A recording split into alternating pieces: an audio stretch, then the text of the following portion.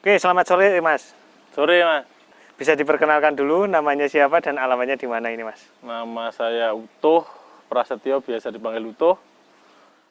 Ini di tempatnya Sukhoi Fish Pond di Bromo Belimbing Sari Mas. Oh ya.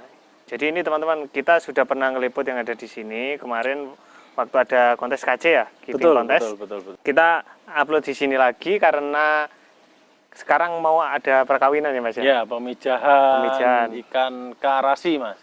Ikan karasi. Boleh tahu ikannya yang mana Mas? Ikannya ini Mas. Monggo. Oh ini ya. Nah ini teman-teman. Oke. Ini jenisnya apa Mas? Jenisnya karasi dan red karasi Mas. Karasi dan red karasi. Mana yang karasi dan mana yang red karasi? Yang karasi yang kuning, yang red karasi yang merah itu Mas. Pemijahannya ya dilakukan ya seperti ini Mas? Ya Mas, ini namanya pemijahan alami Mas. Pemijahan alami. Ya, jadi dia dipijahkan secara alami. Sebenarnya cara pemijahan koi itu ada dua jenis kan, ada alami sama buatan. Kalau kita mau bikin yang buatan masih belum layak lah, untuk alat-alatnya masih belum ada. Oh gitu. Jadi alami aja kayak gini. Alami ya.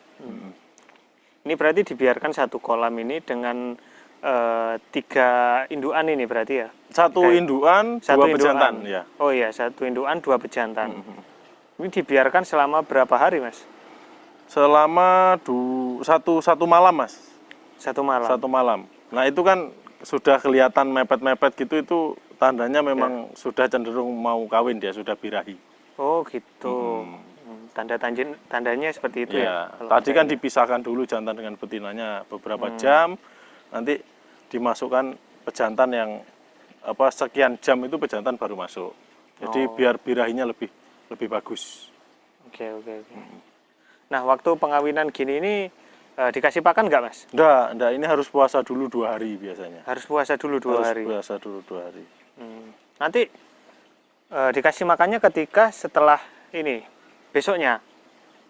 Ini nanti setelah pengkawinan, kalau memang sudah dinyatakan kawin ya, telur sudah keluar, sudah dibuahi sama pejantannya, kita angkat, kita karantina dulu, jantan dan betinanya kita sendirikan. Oh disendirikan, ya, bisa lagi? Iya. Kalau digabung karantinanya, takutnya jantannya masih birahi ngejar-ngejar betinanya yang sudah capek, bisa betinanya bisa mati Mas. Jadi harus dipisah memang. Oh gitu. Jadi juga ada resikonya ya Mas ya? Iya benar, ada resikonya. Resikonya meskipun mengawinkan secara alami gini ya. Tetap ada resikonya. Jadi resikonya nanti ya itu di karantina harus dipisah. Ya. Ini kan pakai pejantan 2. Ya. Ini kenapa kok pakai 2 Mas? Kenapa kok nggak 1 aja?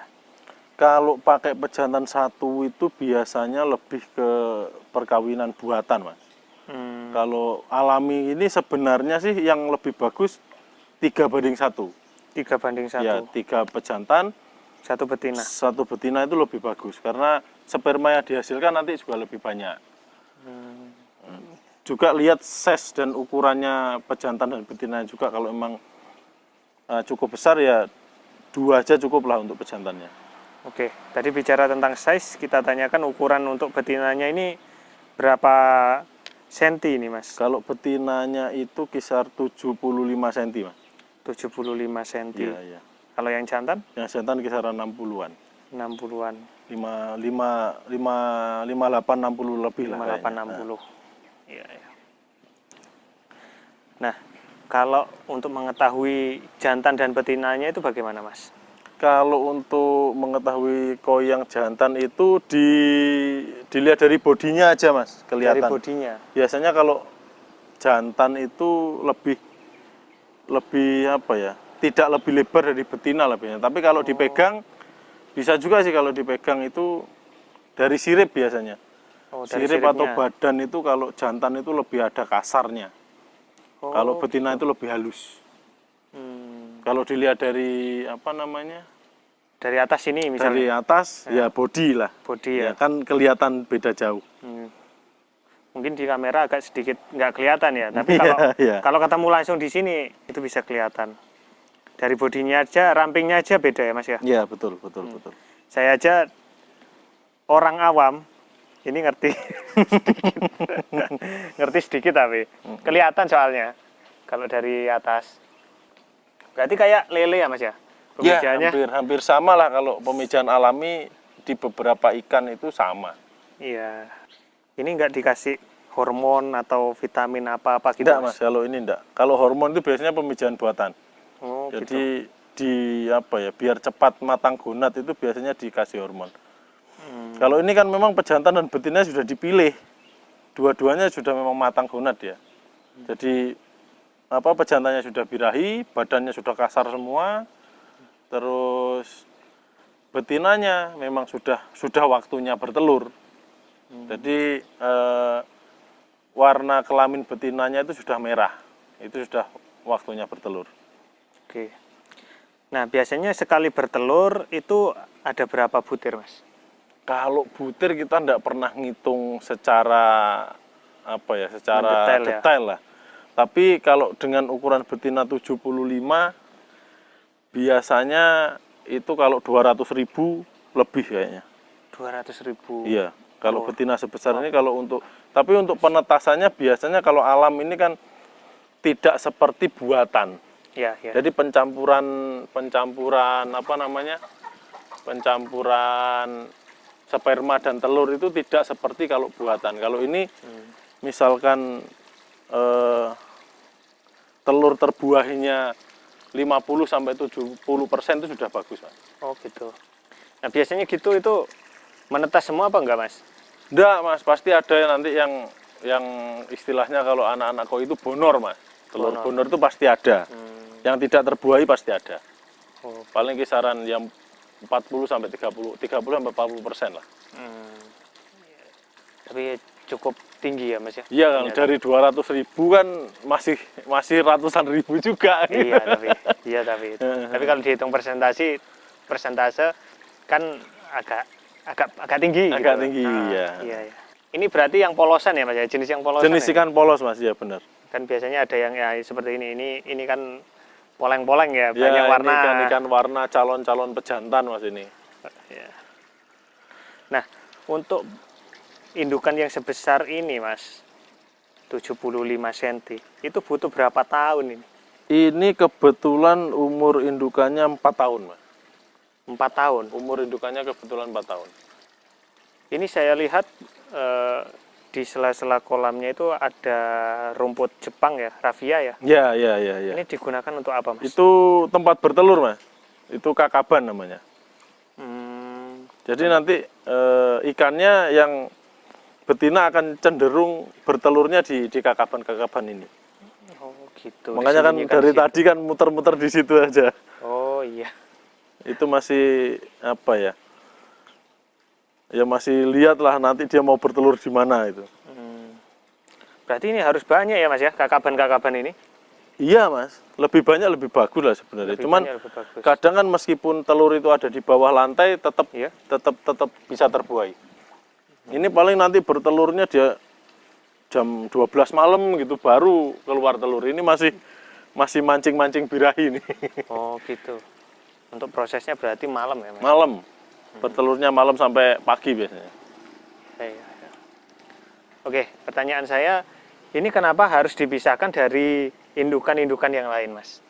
Kenapa enggak biar secara alami gini, misalkan ada jantan betina secara alami gitu. Oh, campur di sini.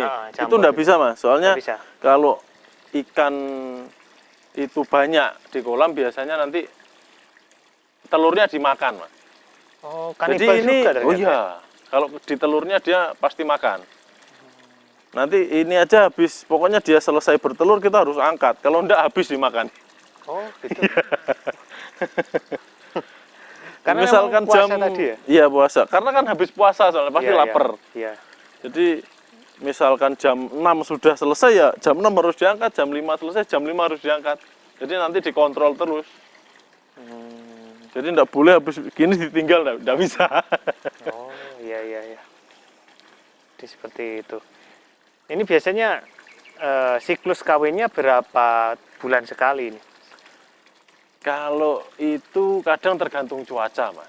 Kalau normalnya sih kalau koi itu 4 bulan sampai 5 bulan itu sudah ngisi lagi telurnya. Kalau pakan yang dipakai itu pakan standar pasti ya 4-5 bulan lah pasti bertelur lagi. Tapi kalau pemijahan itu biasanya kan ya tidak harus dipijah terus-menerus kan, Mas.